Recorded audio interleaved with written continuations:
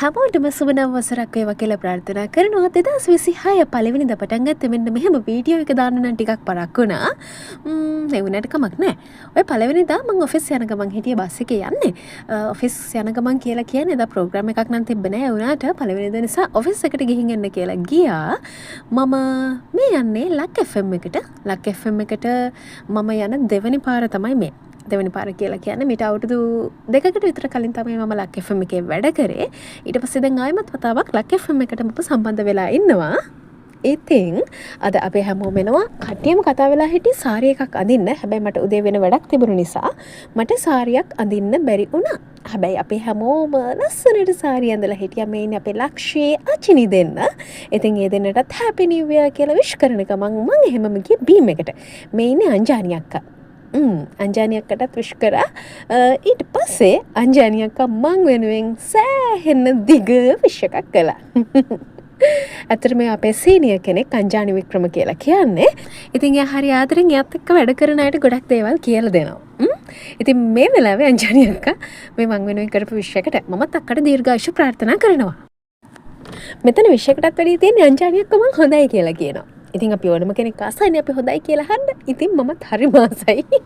ඉතින් අංජානි අක්කා ඔය කියනවා අනේ හරි හොඳ ළමෙක් වර්ෂ කියන දේ අහන ළමෙක් හරිම හොඳයි මං හරිම ආදරෙයි. ඔන්න ඔය ටික තමයි අංජානි අක්කා ඔය වල කියන්නේ. ඉතින් ඊට පස්සේ මම ආපහු යන්න ගියා අනිත් පැත්තට. යනකොට ඉතින් උදේ ඉත්තේ මෙසිවරට කිවරයි. මොකද මං ආවේ පරක්කු වෙලානේ. ඊට පස්සේ කට්ටිය ෆොටෝස් ගන්නවා. මේ අපේ ඔෆිස් එකේ උඩ ඉඳන් බලපුවාම කිරිපත්ගොඩ නගරේ අපිට පේන විදිහ. මේක තැනක ඉඳන් විතරයි. දැන් ඉතින් ඔන්න අපේ කට්ටිය ෆොටෝස් ගන්නවා එක දිගට. ඉතින් ෆොටෝස් ගොඩක් ගත්තා. කොහොමද ඉතින් මේ වගේ දවසට අපි ෆොටෝස් ගොඩක් ගන්නවනේ. මේ ඉන්නේ අපේ කට්ටිය. ආචිනේ අෂෙන් මල්ලේ ගිවින්දි නංගි. ඊට පස්සේ මෙතනින් ඇවිල්ලා වාඩි වෙනවා අපේ එනන්දි අක්කා. තාම ආවේ නැහැ. පොඩ්ඩකින්. එයා ඇවිල්ලා වාඩි වුණා. මේ කට්ටියම හිතන් හිටියේ ෆොටෝ එකක් ගන්නවා කියලා. හැබැයි ෆොටෝ එකක් නෙමෙයි මං ගත්ත වීඩියෝ එකක්. තව දෙයක්.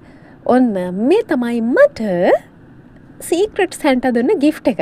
ඇත්තටම එදත් මට රෙකෝඩින් එකක් වෙලා තිබ්බ නිසා මට එන්න බැරි වුණා. ඉතින් පළවෙනිදා තමයි මට සීක්‍රට් සැන්ටාගේ ගිෆ්ට් එක හම්බුනේ. අලුත් අවුරුද්ද පටන් ගන්න තෑගි වලින්. ඒකත් හොඳයි.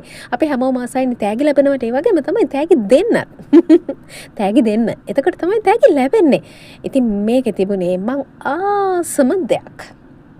බලමු මොකක්ද හම්බ වෙන්නේ කියලා. මේක හරිම ලස්සනට පැක් කරලා තිබුණා. ඇත්තටම මට ඇවිල්ලා තිබුණේ සීක්‍රට් සැන්ටා. ඔන්න. එයා සීක්‍රට් නේද? එයා කියන්න ඕනේ. මේක හරිම සුවඳ පර්ෆියුම් එකක්.